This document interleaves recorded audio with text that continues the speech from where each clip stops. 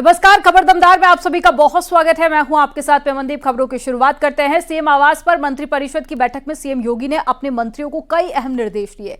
उपचुनाव में बीजेपी को मिली सफलता को देखते हुए यह अहम बैठक की गई, जिसमें सीएम योगी ने मंत्रियों को बीजेपी का संकल्प पत्र को जन जन तक पहुंचाने के निर्देश दिए। साथ ही सीएम योगी ने हिंदुत्व और सुशासन को धार देने का भी आह्वान किया। कुंदरकी मॉडल को पूरे प्रदेश में लागू करने और बटेंगे तो कटेंगे, एक रहेंगे तो नेक रहेंगे, सेफ रहेंगे के मंत्र को लोगों के बीच ले जाने की बात कही। बीजेपी प्रदेश अध्यक्ष भूपेंद्र चौधरी, महामंत्री संगठन धर्मपाल भी इस बैठक में शामिल हुए।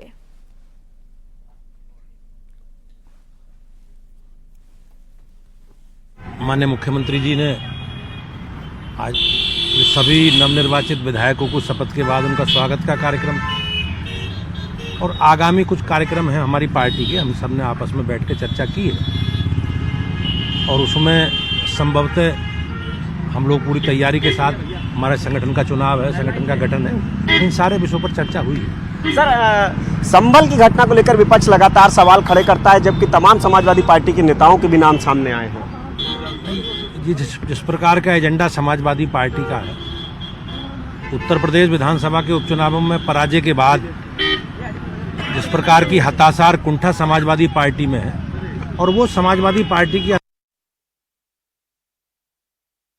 देखिए, माननीय मुख्यमंत्री जी के दिशा निर्देशन में हमेशा हम उत्तर प्रदेश को उत्तम प्रदेश बनाने के लिए काम करते हैं।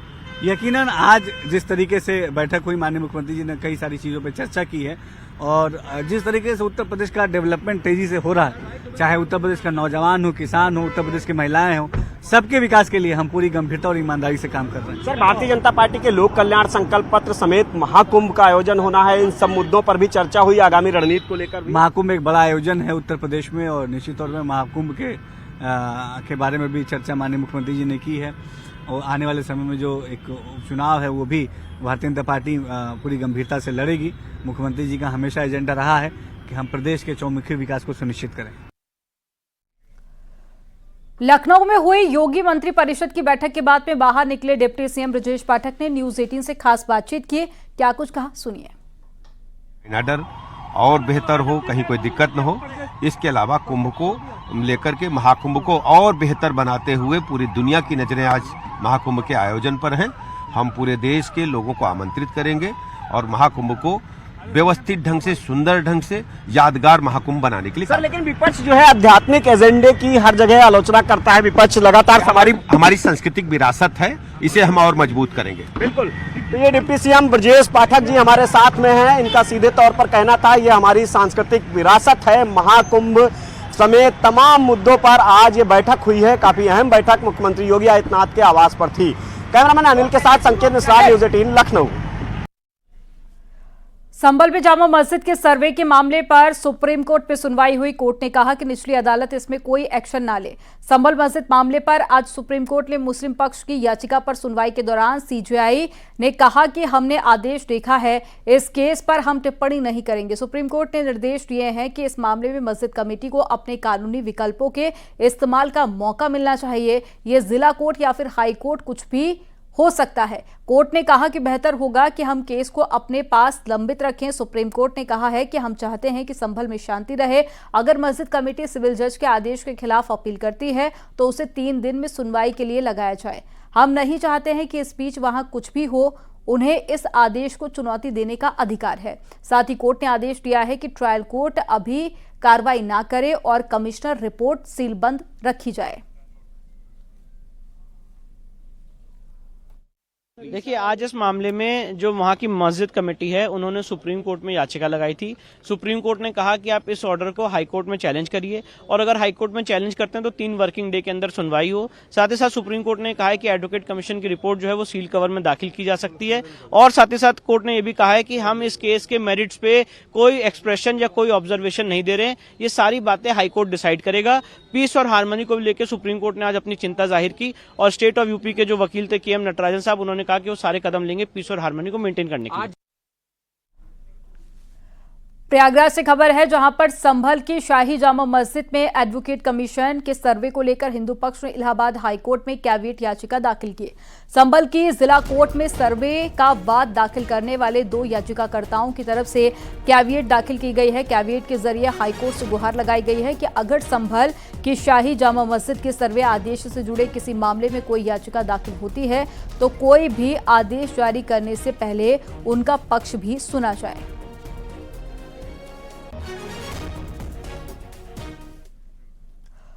वहीं 24 नवंबर को संभल में हुई हिंसा को लेकर सपा का डेलीगेशन कल संभल जाएगा और विधानसभा में नेता प्रतिपक्ष माता प्रसाद पांडे की अगुवाई में एसपी के सांसदों और विधायकों का 15 सदस्यीय डेलीगेशन संभल जाएगा और पीड़ित परिवारों से मुलाकात करेगा।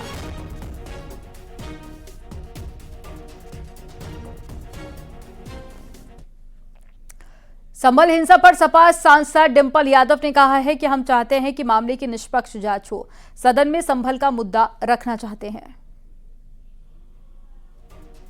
चाहते हैं कि निष्पक्ष जांच हो और जो असली कसूरवार है संभल वाली घटना के लिए और जो लोगों के सेंटिमेंट से जो खिलवाड़ हो रहा है उत्तर प्रदेश में और पूरे देश में, कहीं ना कहीं इस पे फुल स्टॉप लगना चाहिए। और ये बहुत ही इम्पोर्टेंट और नेशनल इशू है। जिस तरह की कार्यवाही शासन और प्रशासन द्वारा देखी गई और मुझे पूरा भरोसा है कि सुप्रीम कोर्ट की निगरानी में निष्पक्ष जांच होगी। मंडे को, सोमवार को हाउस चलाएंगे क्योंकि कोई हम इधर उधर की बात नहीं करना चाहते हैं। जो घटना घटित हुई है उसी के बारे में सच्चाई हम चाहते हैं कि लोगों तक पहुंचे और हम अपनी बात लोकसभा में रखना चाहते हैं। संभल की जामा मस्जिद को लेकर संभल सांसद जियाउर रहमान बर्क का बयान सामने आया। बर्क ने कहा है कि बाबर ने किसी मस्जिद को तोड़कर मस्जिद नहीं बनाई थी, वहां 250 साल पहले से मस्जिद थी जिसे बाहर साहब पक्की और मजबूत करने का आदेश दिया गया था। ये कहना कि बाबर साहब ने मंदिर को तोड़ करके मस्जिद बनाई, ये सरासर गलत है। मैं इसको पहले भी कह चुका हूँ। एक तो हमारे अकॉर्डिंग टू हमारे मुस्लिम लॉ के हिसाब से जो है, हम अगर अपने मुस्लिम समाज का भी कोई व्यक्ति है, दूसरे धार्मिक स्थल को तोड़ना तो बहुत दूर की बात है। अगर हमारे कोई मुस्लिम समाज का भी कोई व्यक्ति है तो हम उसकी जगह पर भी बगैर उसकी सहमति के अपनी मस्जिद को नहीं बना सकते। और बाबर साहब ने कोई मस्जिद किसी मंदिर को तोड़ करके नहीं बनाया था, वहाँ पर ऑलरेडी पहले से है 250 साल पहले से मस्जिद थी जो कि कच्ची थी, उसको हटा करके उसकी मजबूत तरीके से पक्की तरह से बनाने का आदेश दिया था। वहीं डिप्टी सीएम केशव प्रसाद मौर्य ने क्या कहा वो भी सुनिए। मामले को लेकर क्या कहेंगे? जिस तरीके से समाजवादी पार्टी माननीय न्यायालय के आदेश का पालन करेंगे और समाजवादी पार्टी को हिदायत है कि वो माननीय न्यायालय के आदेश के पालन में बाधा न डाले, माहौल न खराब करे, दंगे फैलाने का काम न करे, अपने दंगाइयों को संभाले, अन्यथा पुलिस की जो कानून के हिसाब से कार्रवाई वो होगी। संभल जाने पर अड़े तौकीर रजा को बरेली पुलिस ने हिरासत में लेकर उन्हें थाने से ही जमानत के बाद छोड़ दिया। दरअसल तौकीर रजा संभल जाने की जिद पर अड़े हुए थे। आधा दर्जन गाड़ियों के साथ में मौलाना तौकीर संभल जा रहे थे, तभी सीबीगंज थाने के सामने बैरिकेडिंग लगाकर मौलाना को रोका गया। जमानत के बाद में तौकीर रजा को छोड़ा गया।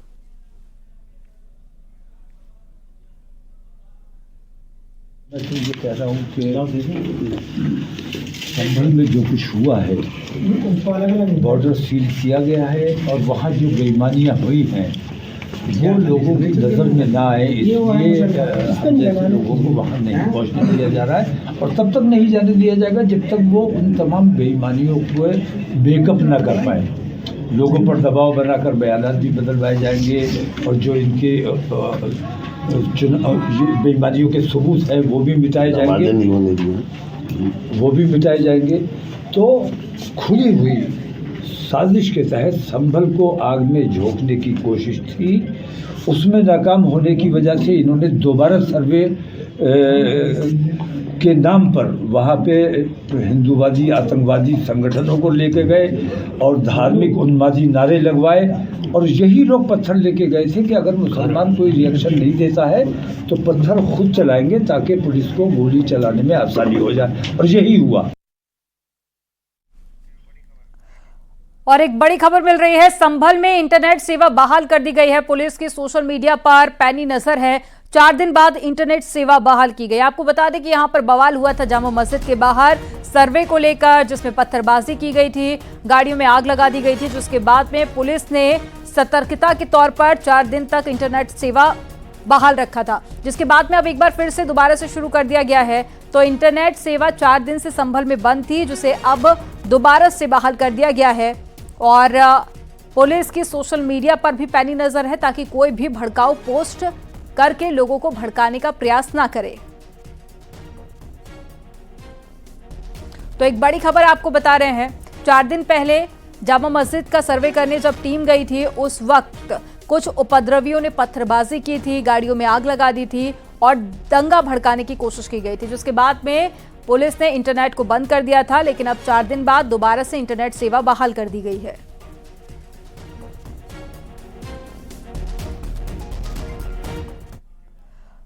संभल हिंसा के बाद में Kanpur police commissionerate alert mode पर है। पुलिस मुस्तैद दिखाई दे रही है और पीएससी और साथ ही पुलिस बल की सघन निगरानी में जुमे की नमाज हुई। संवेदनशील इलाकों में पुलिस फुट पेट्रोलिंग कर रही है, ड्रोन कैमरों से निगरानी की जा रही है, सोशल मीडिया पर मॉनिटरिंग की जा रही है। लोगों को अफवाहों पर ध्यान न देने और शांति बनाए रखने की अपील की गई।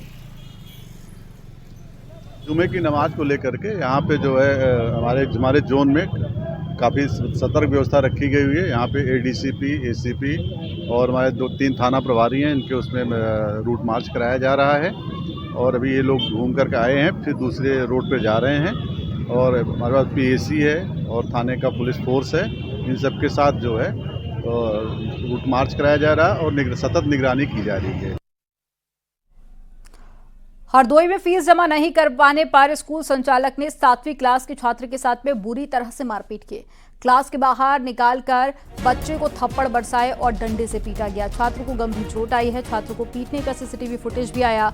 मामला कछौना कोतवाली के लाला भभूति प्रसाद जूनियर हाई स्कूल का है। पीड़ित छात्र कछौना थाने के गोटवा गांव का रहने वाला है। पीड़ित छात्र के पिता ने थाने में तहरीर देकर कार्रवाई की मांग की है। पुलिस पूरे मामले को लेकर लीपापोती कर रही है, ऐसा परिजनों की तरफ से आरोप लगाया गया।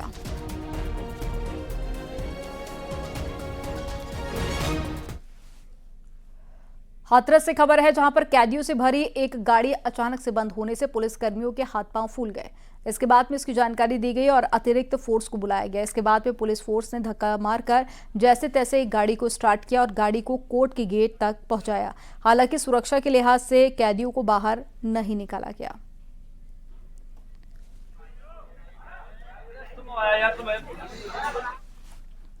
रायबरेली जेल में एक कैदी की संदिग्ध हालत में मौत हो गई और वारिस पत्नी की हत्या के आरोप में 5 साल से जेल में बंद था। वारिस अमेठी के थाना मोहनगंज के कंचाना का रहने वाला है। परिजनों का कहना है कि जेल में वारिस की तबीयत खराब होने की सूचना मिली थी, मगर जब तक जेल पहुंचे तो उसकी मौत हो चुकी थी। वारिस के पिता ने बेटे की हत्या का आरोप लगाते हुए जांच की मांग की है।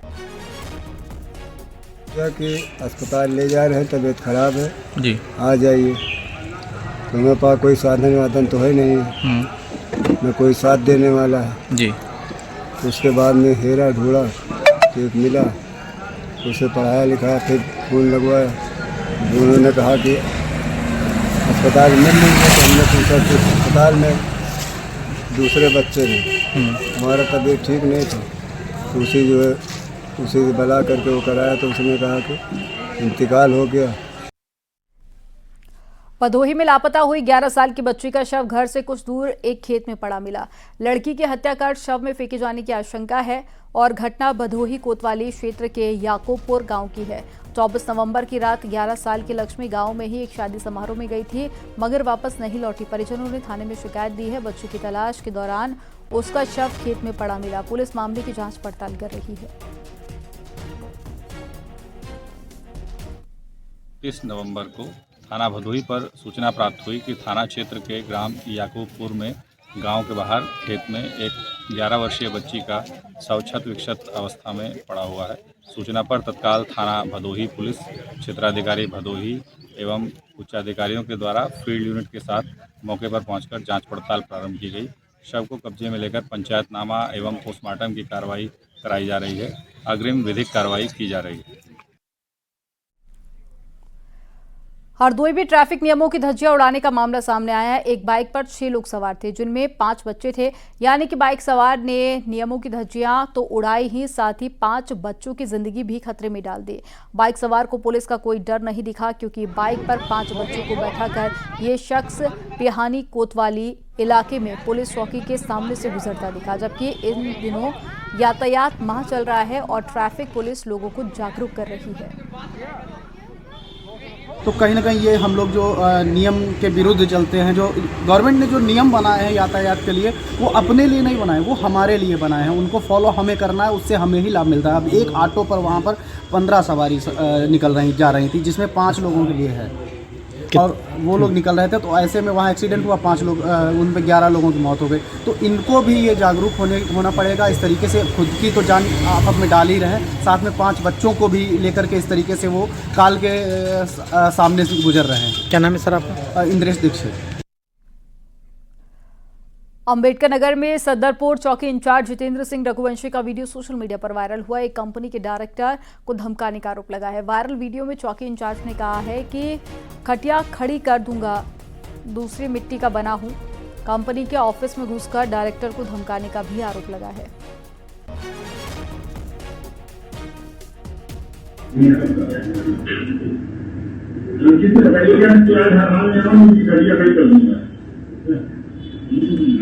क्योंकि हम लोग जो है दूसरी मिट्टी के बने हुए हैं, यहाँ जो पुरवार में करना मालूम उनको बता दीजिएगा कि मैं फोन गिराया, मेरे लोग कहा गया है आएंगे कि उनको बता दीजिएगा आज का मैं खटिया की खड़ी कर दूंगा। इतना बता दीजिएगा ऐसे करके गए।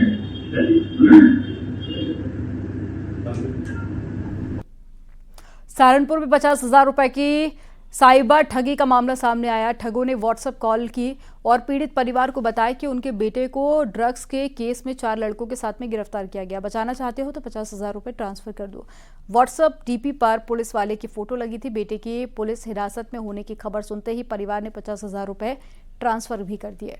बाद में पता चला कि साइबर फ्रॉड हुआ है और उनका लड़का सेफ है। मामला थाना बिहारीगढ़ क्षेत्र के गाँव शेरपुर का बताया जा रहा है।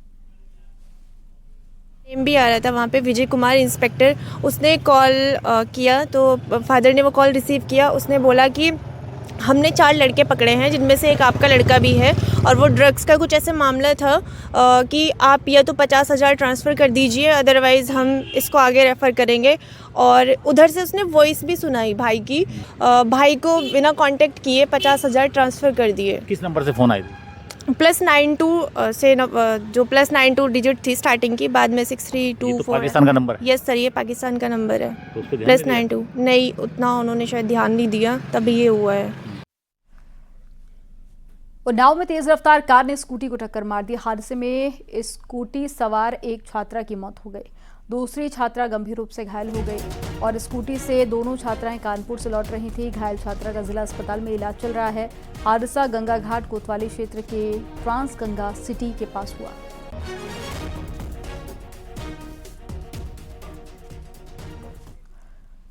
बलिया में तेज रफ्तार ऑटो रिक्शा पलट गया। हादसे में एक छात्रा की मौत हो गई, जबकि 6 लोग घायल हो गए।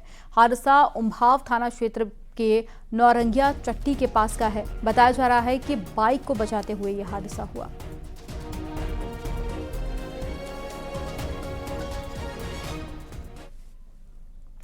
और बुलंदशहर में बीजेपी विधायक का विवादित बयान सामने आया। प्रदीप चौधरी का एक वीडियो सोशल मीडिया पर वायरल हुआ, जिसमें विधायक साहब एक मुस्लिम फरियादी पर भड़के हुए दिखाई दिए। मैं सिफारिश नहीं कर पाऊंगा, एक भी वोट नहीं मिला मुझे, तुमको काजू पिस्ता बादाम खूब खिलाए, इस तरह के बातें बोली गई हैं।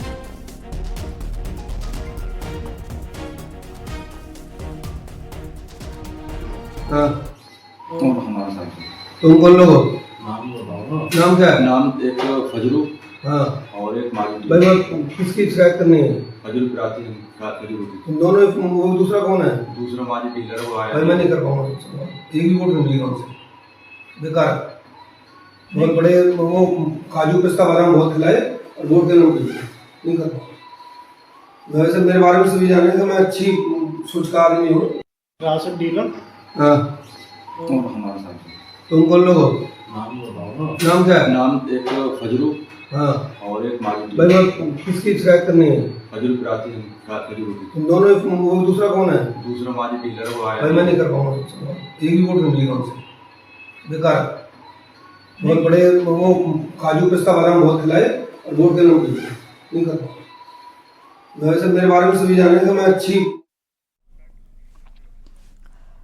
एक्टर राजपाल यादव आज प्रयागराज पहुंचे। प्रयागराज में उन्होंने अपने पूज्य गुरु दद्दा स्वामी की पुण्यतिथि पर श्रद्धांजलि अर्पित की। इस दौरान उन्होंने महाकुंभ के भव्य आयोजन को लेकर खुशी जाहिर की। ये 2025 जो हमारा अभी का महाकुंभ है, पूरे देश दुनिया के लिए एक पॉजिटिविटी लाने का, विश्व कल्याण हेतु हमारे परम पूज्य दद्दा जी श्री पंडित देव प्रभाकर जी शास्त्री जी हमेशा हर साल माघ मेले में, कुंभ में पंडाल लगता है, पूरे देश के दद्दा शिष्य मंडल के लोग आते हैं। उनकी पुण्य स्मृति में पूरे विश्व कल्याण हेतु जो है हम लोग पूरे देश के शिष्य मंडल लोग मिलके, परम पूज्य हमारे अग्रज हैं अनिल भाई साहब जो दद्दा जी के ज्येष्ठ पुत्र हैं, उनके संचालन में हम लोग ये यज्ञ विश्व कल्याण हेतु कुंभ के मेले में करने जा रहे हैं। पंडित धीरेन्द्र शास्त्री ने बड़ा ऐलान किया है। 2025 में वृंदावन से दिल्ली निकालेंगे पदयात्रा। पदयात्रा में देश भर से लोग जुड़ेंगे और बाबा बागेश्वर की हिंदू एकता यात्रा का आज मध्य प्रदेश के ओरछा में समापन हुआ। 160 किलोमीटर लंबी यात्रा का 9वें दिन आज ही समापन हुआ। वो वृंदावन से दिल्ली तक की 2025 में 9 दिनों में ये कह सकते हैं कि लोग हिंदू अपने महत्व को जानने लगा। थोड़ा डरपोक था वो घर से बाहर निकला, थोड़ा भयभीत था वो घर से बाहर निकला, थोड़ी उसने उदारता दिखाई, वो एक होने के लिए बात करने लगा। अभी बात कर रहा, कल मुलाकात करेगा, फिर साथ करेगा, फिर एक देश, ये भारत एक नया इतिहास। फतेहपुर में 2 अलग अलग सड़क हादसे में 4 लोगों की मौत हो गई है, जबकि 4 लोग गंभीर रूप से घायल हो गए। वहीं पास से गुजर रही पूर्व केंद्रीय राज्य मंत्री साध्वी निरंजन ज्योति ने 3 घायलों को अपनी गाड़ी में जिला अस्पताल रेफर किया, जिससे समय रहते इलाज मिलने से उनकी जान बच गई। पहला हादसा सदर कोतवाली क्षेत्र के ARTO ऑफिस के पास में हुआ है, जहां पर तेज रफ्तार पिकअप गाड़ी हाईवे पर खड़े कंटेनर से टकरा गई। हादसे में पिकअप सवार 2 लोगों की मौके पर मौत हो गई, जबकि एक शख्स की हालत नाजुक बताई जा रही है। वहीं दूसरा सड़क हादसा थरियाव थाना क्षेत्र के बिलंदा हाईवे के पास में हुआ, जहां पर बाइक सवार को कार ने टक्कर मार दी। हादसे में 2 युवकों की मौत हो गई है, जबकि 3 लोगों की हालत गंभीर बताई जा रही है।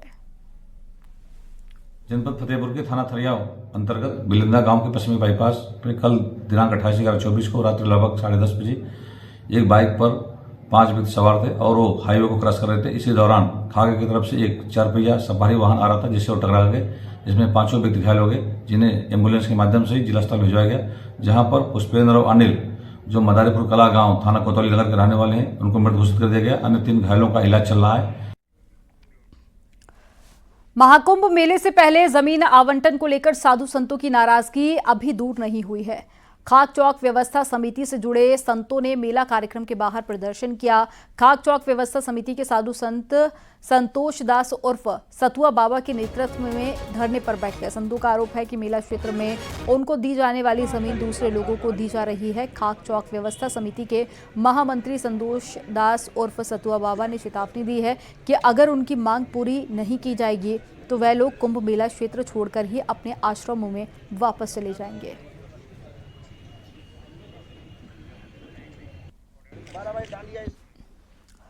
या वक्त हो गया एक छोटे से ब्रेक का। आप देखते रहिए न्यूज़ 18।